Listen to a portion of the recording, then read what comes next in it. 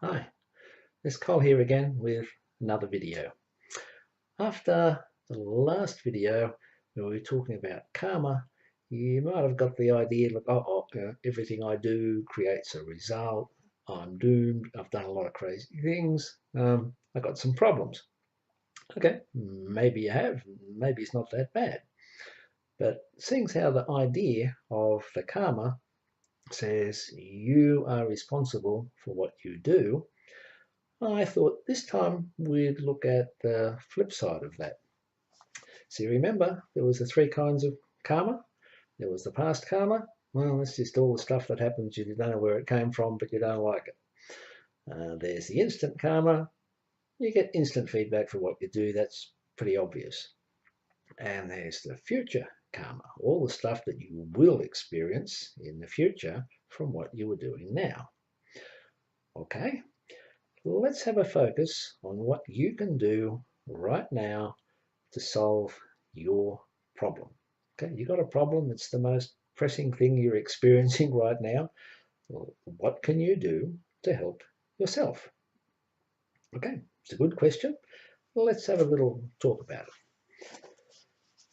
The first thing is you've got to take some responsibility. You've got to start thinking, this is my problem. I've got to make a decision.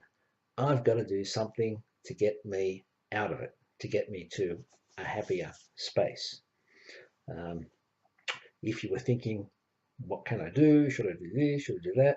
I'll give you a couple of simple guidelines. If you do nothing, right, if you do nothing, then probably nothing is going to change. You're not going to be any better off. Might not be any worse off, but you're not going to be better off. You'll still have your problem. So, if you do nothing, it's not going to change. What are you waiting for? What do you think will change if you don't do anything to help yourself? Who do you think is going to come and rescue you? Okay, if you haven't got obvious answers for them, then nothing's going to change. It's just going to keep going. You're stuck with your problem. Let's take the other option. You do something to help yourself. Now, not sure what, but something's better than nothing. If you get it absolutely right first time, brilliant. You've solved your problem. Problem's all gone, and that's the end of it. The worst that can happen is you waste a little bit of time and energy, and you've still got the problem, and you haven't really gone anywhere. A more probable outcome is somewhere between the two. You will have made some little amount of progress, or at least you'll have figured out that this is one way that is not going to get me the answer. All right, what next? You've still got your problem, you've tried something, didn't quite work, you don't know what to try next. You ask for help. Okay. Step 2, ask for help. Everybody's got hang-ups about, I should be able to do it myself. I don't want to tell anybody else my problem because I'll be too embarrassed, I'll be too ashamed, I'll feel guilty. Yeah, there'll be some kind of a hang-up that stops me from confessing I have a problem. You know, everybody thinks I'm perfect and I'm supposed to be perfect, but I'm not. You know, can I really get over this and ask for help and admit I've got a problem? And the answer is, well, yeah, you gotta. If you've got the problem, you want to get past it, you can't solve it yourself, you gotta get some help. You gotta ask somebody who knows more about it than you do. You keep delaying, you just suffer for longer. Now, another little bit here. Everybody has some kind of problems in their life. I don't know anybody that doesn't have problems, even me. There's still plenty of things I can't do, so I've got to go and ask for help. But don't ever define yourself by your problem. No matter how big or how small your problem is, you are not your problem. So you don't go around saying, I've got anxiety. I'm a hopeless divorcee, single parent with 3 kids and a stray dog. You know, I am a financial bankrupt. I am incompetent. No, no, no, no, no, no, no, no, no. Whatever you are, always a child of God. You have a unique personality. There's no one else quite like you. There's no one else is going to contribute quite what you can contribute to the rest of the world and to other people. Now, you may temporarily be experiencing one of these problems, but you are not that problem. Extreme kind of example. I'm an unco with computers. I put my hand up and ask for a problem as soon as I get stuck. I can't do the plastering in my own little home handyman things because I simply cannot see three-dimensional things all that easily. That brain cell is missing. I've tried it 1,000 times. I've tried it. I can't do it. So I'll ask someone I know who can do it, or I'll go and pay a professional to do it. But, okay, I've hit a limit, can't do it, over the embarrassment, just get someone else to help me. Okay, I don't define myself as an unco with a missing brain cell for a particular activity. Right. You don't define yourself as somebody who's totally dominated by their anxiety or their depression or their whatever. You're a child of God, a unique personality. You just happen to be experiencing this problem at the moment, but you're going to get past it, and you're asking for help. Okay, easy. Now, when you've asked for help, you are probably going to get some help. Now, it might not quite be the help that you ask for or the help that you think you want, but I'm suggesting you accept whatever help comes your way. Even if it isn't the answer straight away, it might lead to the answer. Or you might find this is like step 1, leads to step 2, leads to step 3, leads to step 4, and eventually you get to step 10, and there's your answer. So you don't go putting lots of conditions on the kind of help you will accept. You do not put lots of conditions on who you want to provide the help. If you ask for help, you expect help, but you take what you can get.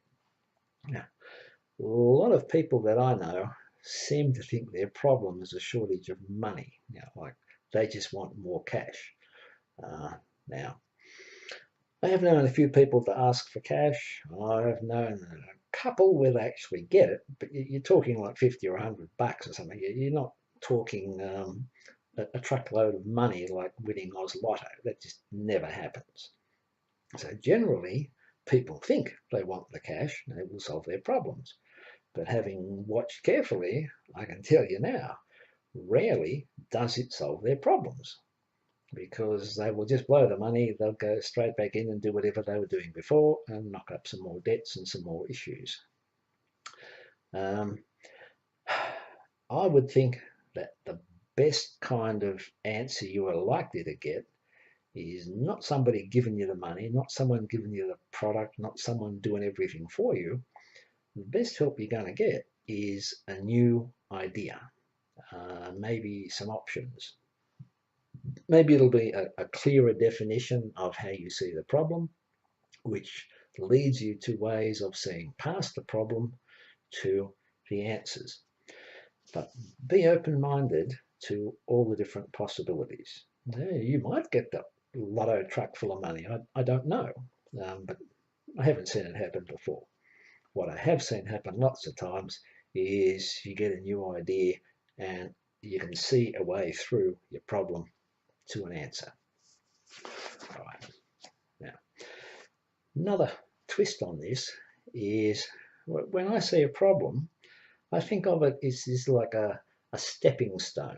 And this is my way through the forest or through the swamp. I will learn something from the experience. I will be a better, wiser person, and I will have solved my problem. And in the future, when I see something like this, it won't be a problem. I will know what to do with it. So that's one good way to see a problem, as a stepping stone to you being a better person. Another way to see a problem is it's a stimulus. It's a kick in the pants. It sort of says, okay, get moving, do something, learn something, make yourself a wiser person in the process. Now, this idea overlaps very strongly with my idea on the whole of life. I think that life is about personal development. It's about spiritual or soul development. It is about learning. It is about acquiring new skills, new knowledge, new contacts, new abilities. Life is not about collecting heaps and heaps of money so you can spend it all on a guaranteed, quote, quote, guaranteed, comfortable existence for the rest of your life. What are you going to learn? Where are you going to get your fun from if all you're doing is sitting on a bucket of money, worrying about someone nicking it, or what happens if you spend it all? Yeah, it's not what life's about. Okay, life is about problems, challenges, learning from it, becoming a wiser person, a better person, a smarter person. Life is all about personal development. So welcome your problems, face up to them. Woohoo, another problem. Here's another opportunity to get stuck into something and be a better person. Now, there are lots and lots of different problems and different ways in which a problem can manifest. You can have physical problems, like you are not healthy, the house is falling down, the car is broken. You can have family problems and relationship problems. Your partner's not talking to you, they've got the cranks with you, the kids locked in their room sulking, the dog's run away from home, you feel like you're a leper. You can have relationship problems. You can have problems at work with your job. I mean, the job sucks. The boss is an idiot. I mean, you could run the place better yourself. Everybody knows that. And you're not paid as much as you're worth. Everybody has that feeling too. Now, financial problems. There's more things you'd like to buy than you've got money to spend. It doesn't really matter what kind of problem. We all have them. You can make your own list. But when I'm playing therapist, and the way I see people, those things are just small issues. They're small practical problems which can be solved. The biggest thing is people suffer from confusion, mental block. There's so much stuff going up in there and around and around and around. They cannot see their problem clearly. They can't define what the issue is. Some people want to ask them, what is your problem, or what do you really want?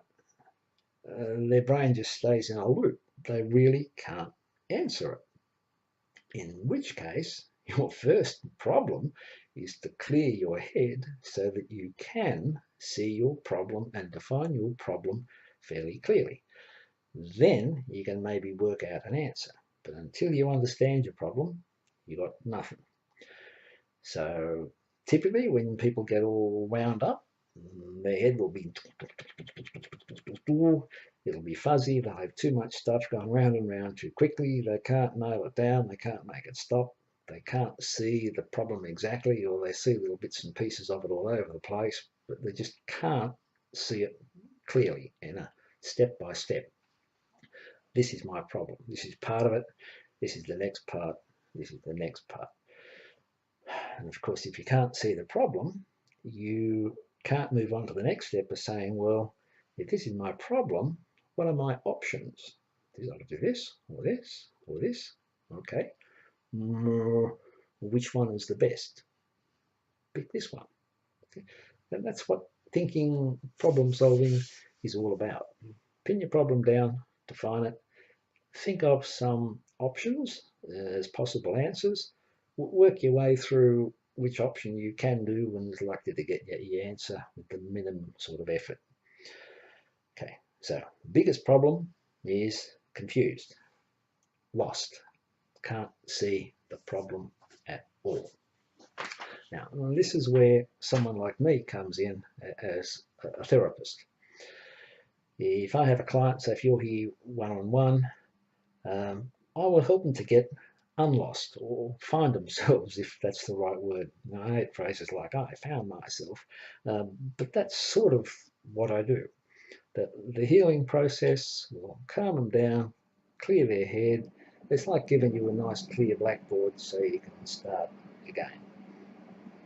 Then we'll be able to talk through the problem and some likely possible answers. They can pick one and they can go away with some kind of plan for what they're going to do, and life is all rosy again. in this case, if you're watching the videos, you're sort of like my client. I mean, yes, you haven't turned up, you haven't paid me, you haven't signed anything, but hopefully you're going to get some useful ideas from this. So if you need a clear head, go back, watch video one, the one with the healing session, and do the process. Remember, I'm sitting there looking like I'm spaced out, and I am, and you're just sitting down there letting it happen for about 15 or so minutes.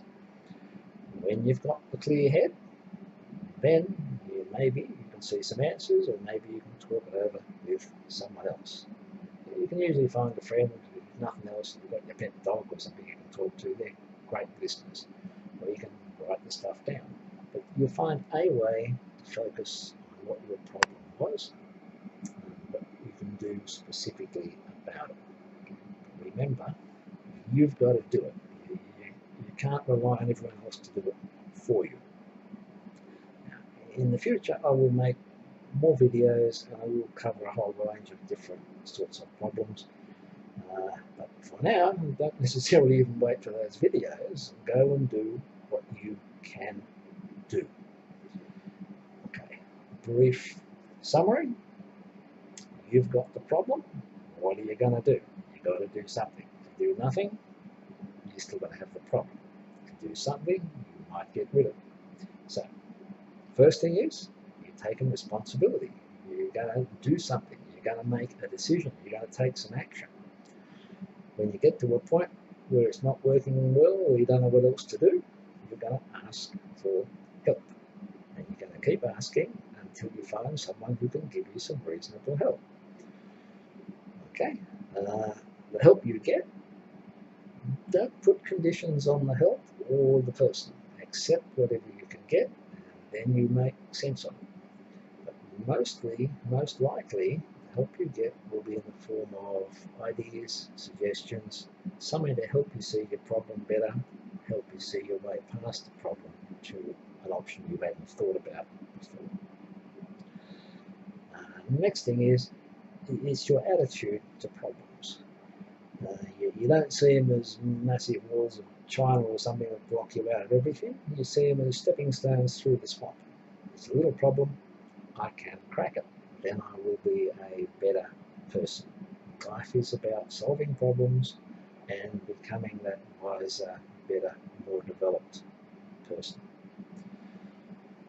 Okay, if you can do that, if you can adopt that attitude, life will go a lot better for you.